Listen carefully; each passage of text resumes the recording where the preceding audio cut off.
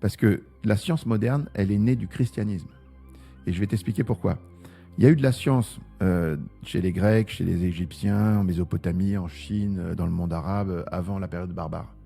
Mais ces sciences-là ont été toutes limitées par des principes théologiques ou métaphysiques faux.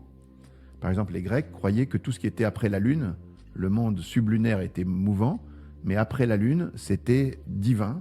Donc tout était circulaire, tout était éternel, tout était parfait. Donc ça les empêchait de réfléchir sur ce qui se passait au-dessus. Et au Moyen-Âge, quand l'Église prend le contrôle de la société, elle crée ce qu'on appelle les universités, c'est-à-dire c'est des endroits où on rassemble le savoir, on essaie de progresser, parce qu'il y a une notion dans le christianisme de l'Esprit Saint nous conduit à la vérité tout entière, une notion de progrès.